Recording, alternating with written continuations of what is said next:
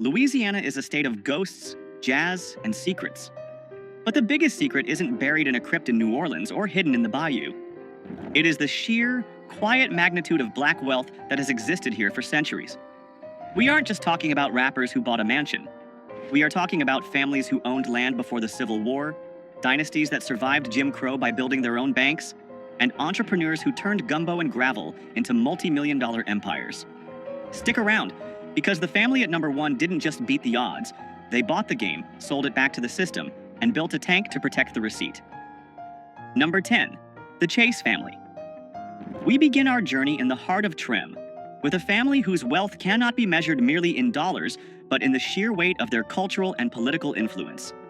The Chase family, led for decades by the late legendary Leah Chase, owns more than a restaurant. They own a command center.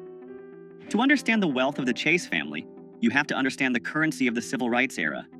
Dookie Chase's restaurant, established in 1941, wasn't just a place to get gumbo. It became the bank, the boardroom, and the bunker for the movement. In the 1960s, it was illegal for white and black people to mix in public. But inside the walls of Dookie Chase's, specifically in the upstairs meeting room, the laws of the Jim Crow South were suspended. When black leaders like Thurgood Marshall and Martin Luther King Jr. came to New Orleans, they didn't eat in white-owned establishments. They ate at Dookie's. They planned protests over fried chicken and signed checks that fueled the movement. The Freedom Riders organized here. The NAACP strategized here. The Chase family subsidized the revolution by feeding the revolutionaries, often for free, while banking the social capital that would later make them untouchable. Economically, the Chase family represents the resilience of New Orleans' black middle class. While the net worth of a restaurant dynasty might seem modest compared to tech moguls, their asset is access. Presidents from George W. Bush to Barack Obama have sat in their dining room, seeking endorsement and authentic connection to the black community. This is relationship capital at its highest valuation. The family, now led by the younger generation including Edgar Duke Chase IV, has expanded into airport concessions and catering, modernizing the brand while protecting the legacy. This expansion into the Louis Armstrong New Orleans International Airport was a strategic masterstroke, taking a local heritage brand and placing it in front of millions of international travelers annually. But their true wealth lies in their survival. When Hurricane Katrina devastated New Orleans in 2005, the restaurant was submerged in feet of water. Developers circled the Trim neighborhood like sharks, looking to buy out distressed black owners to gentrify the area. The Chases refused. They rebuilt after Hurricane Katrina, refusing to sell their land. The Chase family proves that in Louisiana, the most valuable real estate is the ground you refuse to leave.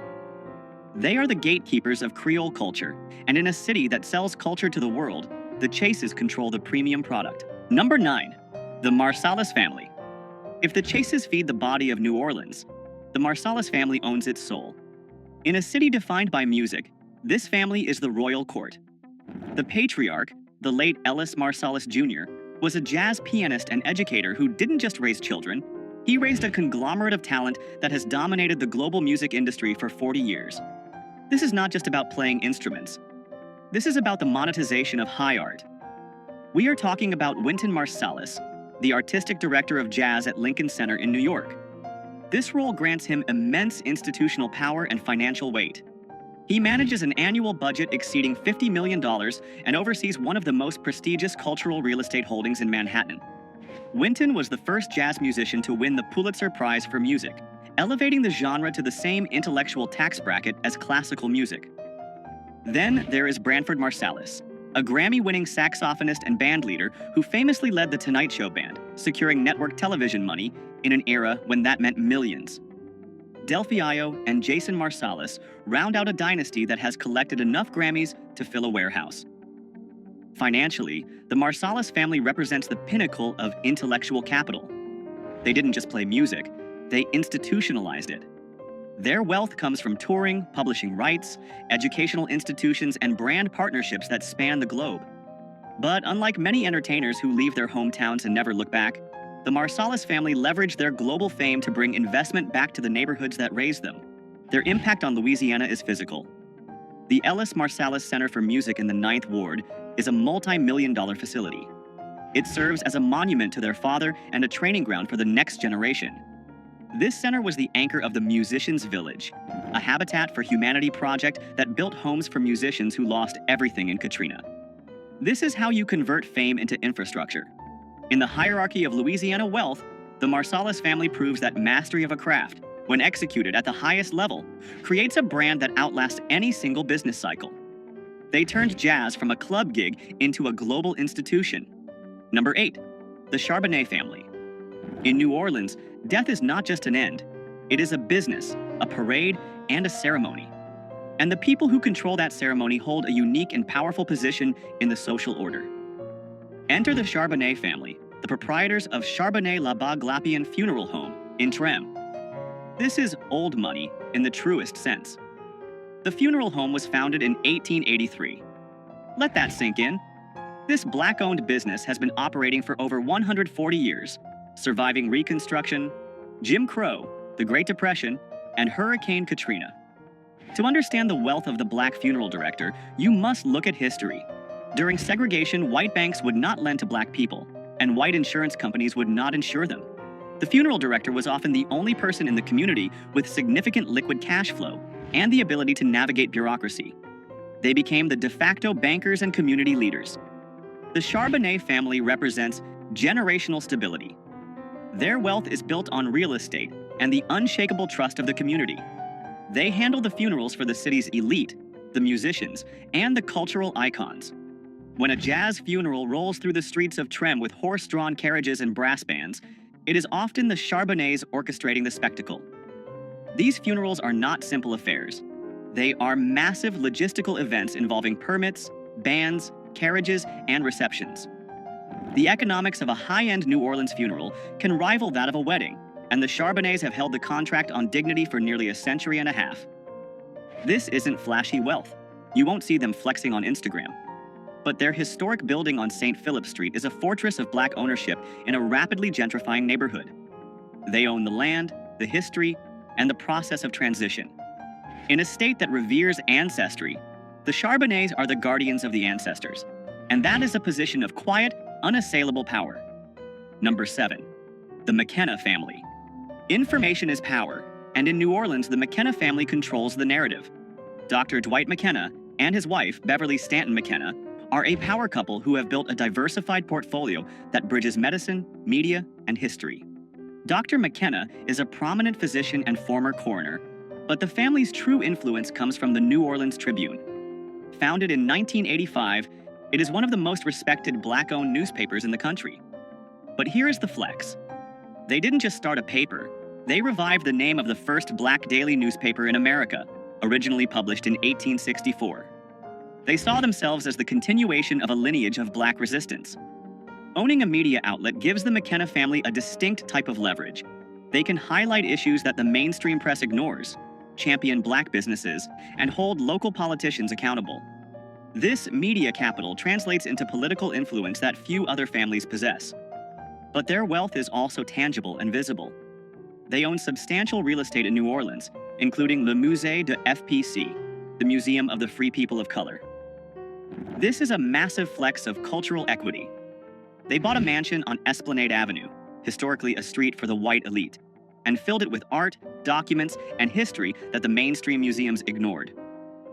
The collection inside is priceless, containing original manumission papers, passports of free people of color from the 1800s, and rare artwork.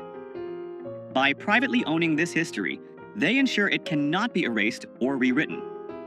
The McKennas represent the intersection of professional excellence and community advocacy. By controlling the media, the Tribune, and the history, the museum, they ensure that the story of Black wealth in Louisiana is told by the people who built it. They are the intellectual guardians of the city, sitting on a portfolio of assets that preserve the past while generating income for the future. Number 6. The Coxum family. Now we move from old world influence to modern corporate dominance. If you drive through New Orleans, there is a good chance you are driving through the territory of Henry L. Coxum.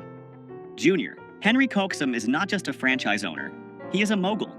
As the head of Coxum Enterprises, he owns and operates a massive network of McDonald's restaurants across the region. But don't let the word franchise fool you. In the world of business, owning high-volume McDonald's locations in a major tourist city is akin to owning a gold mine. The barrier to entry for a McDonald's franchise is incredibly high, requiring significant liquid capital. Coaxum's wealth is built on operational scale. He started as a manager trainee in 1984 and bought his first store in 2002. Today, his organization employs hundreds of people and generates tens of millions in annual revenue. This is the power of systems. Coaxum doesn't have to invent a product. He executes a globally proven system with local precision. His power extends beyond the drive-thru. He sits on the boards of the city's most powerful institutions, influencing economic development and policy.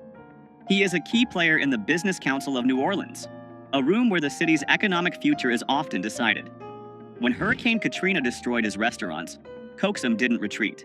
He rebuilt, often opening his doors before the city had fully recovered to provide food and Wi-Fi to residents and relief workers. His flagship location on Canal Street is a symbol of Black corporate resilience. The Coaxum family proves that the path to extreme wealth often lies in taking a global system, like McDonald's, and executing it with such precision that you become a pillar of the local economy. He turned the Hamburger University training into a local economic empire. This is a perfect moment to talk about strategy. Henry Coaxum didn't invent the hamburger. He mastered the system of selling it. If you want to understand the franchise models and business systems that build this kind of predictable, scalable wealth, I've pinned a list of essential business strategy books and biographies right here on the screen. Click View Products to study the blueprints these moguls used. Number 5. The Henry Family. There are people who build buildings, and then there are people who decide where the buildings go. Troy Henry and his family fall into the second category. As the founder of Henry Consulting, Troy Henry is perhaps the most influential Black business strategist in Louisiana. This is technocratic wealth. Henry Consulting is a management firm that handles the heavy lifting for multi-million and billion-dollar projects. We are talking about the kind of deals that reshape skylines. Troy Henry has a background in engineering and corporate management at Fortune 500 companies like IBM and Enron before the crash, and he brought that high-level expertise back to New Orleans. His firm has been involved in massive undertakings, including the management of the Biodistrict New Orleans and the redevelopment of the World Trade Center New Orleans. These are complex, high-stakes public-private partnerships that require a mastery of engineering, finance, and politics. But the Henry family doesn't just earn fees, they own equity. They have stakes in real estate, fuel distribution, and development ventures. For example, they were key in the Bayou Sterling investments, aimed at bringing high-quality grocery retail to underserved neighborhoods. This is a strategy of doing good while doing well. What makes the Henry family so powerful is their ability to navigate the complex world of government contracts and private equity. They are the bridge between City Hall and Wall Street. When a new bridge needs to be built or a historic site redeveloped, the Henrys are often the ones drafting the blueprint and counting the zeros. They represent the modern suit-and-tie authority of Black Louisiana wealth. While others are the face of the brand, the Henry family provides the structural engineering of the economy itself. Number 4. The Williams brothers.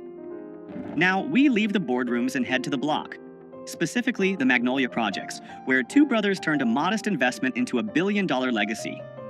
Brian "Birdman" Williams and Ronald "Slim" Williams are not just rappers. They are arguably the most successful record executives in hip-hop history. This is liquid wealth on a scale that is hard to comprehend. The Williams brothers revolutionized the music business with a specific piece of paper, the 1998 distribution deal with Universal Records. At a time when artists were signing away their rights for a quick advance, Birdman and Slim negotiated a deal that gave them a $30 million advance and, crucially, allowed them to keep 85% of their royalties. They kept their masters. They kept their publishing. They kept the majority of their royalties. No one had ever done that before. Because of that deal, when Juvenile, Lil Wayne, Drake, and Nicki Minaj sold hundreds of millions of records, the bulk of the profit went straight to New Orleans. They didn't just work for the label, they were the label. Birdman's net worth has been estimated as high as $150 million, but the combined family wealth generated by Cash Money Records over the last 30 years likely exceeds $500 million in gross revenue. They introduced the term bling bling to the Oxford English Dictionary, but their spending wasn't just for show. It was marketing. The cars, the jewelry, the excess. It created a lifestyle brand that sold millions of albums. The Williams brothers live loud. We've seen the Bugattis, the diamond teeth, and the mansions. But look closer. Slim Williams, the quieter brother, is known for his sharp business acumen and investment strategies. They bought their way out of one of the most dangerous neighborhoods in America by treating rap music not as art, but as a high-volume manufacturing business. They utilized a rapid release strategy, flooding the market with albums to ensure they dominated the charts. They are the Rockefellers of the rhythm, proving that you don't need a degree to out-negotiate the biggest corporations in the world. Number 3. The McDonald Family. While the Williams brothers were making millions, the McDonald family was storing it. Alden McDonald is the CEO of Liberty Bank, and his family represents the financial backbone of Black Louisiana. Founded in 1972, Liberty Bank is one of the largest Black-owned banks in the United States, with assets exceeding $1 billion. Alden McDonald has led the institution for over 50 years, a tenure that is almost unheard of in the banking world. His son, Todd McDonald, is now taking the reins, ensuring the dynasty continues. This is institutional wealth. Liberty Bank isn't just a place to put money, it is a tool for community survival. For decades, Black entrepreneurs in the South struggled to get loans from mainstream banks. Liberty Bank filled that void, financing thousands of first-time homeowners and small business owners. When Hurricane Katrina hit, Liberty Bank was underwater, literally. Their headquarters and data centers were flooded. Most small banks would have folded. The McDonalds didn't. They operated out of trailers, fought for federal assistance, and not only saved the bank but expanded it. They went on an acquisition spree, buying other banks in Kansas City, Detroit, and Jackson, Mississippi. The McDonald family controls the flow of capital. They decide who gets the mortgage, who gets the small business loan, and which projects get funded. By expanding regionally, they have diversified their risk and increased their power base. They live in the exclusive enclaves of New Orleans East and Pontchartrain Park, quietly wielding more power than any politician. In a capitalist society, the banker is king, and the McDonalds wear the crown in Louisiana. They proved that Black wealth doesn't just have to be about entertainment or sports. It can be about holding the keys to the vault. Number 2. The Miller Family. If cash money negotiated the best deal, Percy Master P. Miller built the best tank. The Miller family is the ultimate example of a self-made dynasty that diversified faster and harder than anyone else. Master P didn't just sell records, he sold an economy.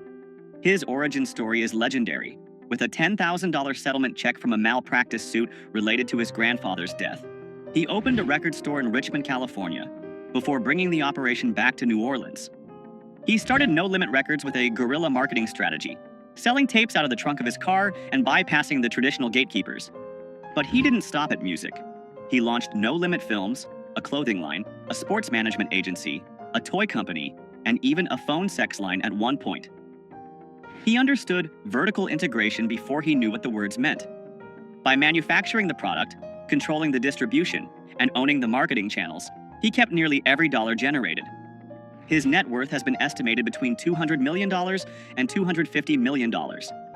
But the true wealth is in the family tree. He raised his son, Romeo Miller, to be a mogul from childhood. Romeo starred in his own show, played basketball at USC, and now runs multiple businesses alongside his father, from luxury sneakers to food brands like Rap Snacks. The Millers are expansionist wealth. They never settle. Master P famously negotiated a deal to play in the NBA preseason for the Charlotte Hornets and Toronto Raptors, not because he needed the money, but to market his brand. He even tried to buy a wrestling league, WCW. They recently launched a line of grocery products to disrupt the food industry. They represent the hustle ethos of Louisiana refined into a corporate strategy. They don't just want to be rich, they want to own the shelf space, the screen, and the block. Number 1. The Barthélemy Morial Political and Business Dynasty. Wait, let's pivot. If we are strictly talking about the richest Black family in terms of liquid net worth and global brand visibility, the title belongs to the Miller family. But if we are talking about the richest in terms of controlling the state of Louisiana, we must acknowledge the Morial family. Ernest Dutch Morial was the first Black mayor of New Orleans. His son, Mark Morial, was also mayor and is now the CEO of the National Urban League. While they are public servants, the access and influence this family commands is priceless. They shaped the policies that allowed many of the other families on this list to thrive. However, for the purpose of proven financial assets and business empire, we are giving the #1 spot to the Miller family. Why? Because Percy Miller broke the ceiling.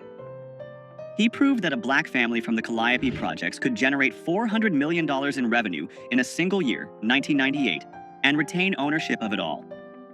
He created a blueprint that allowed his children to be born into wealth, educated in business, and positioned to expand the empire. The Miller family holdings include real estate across Louisiana and California, a food empire, Uncle P's, technology investments, and an endless stream of intellectual property royalties.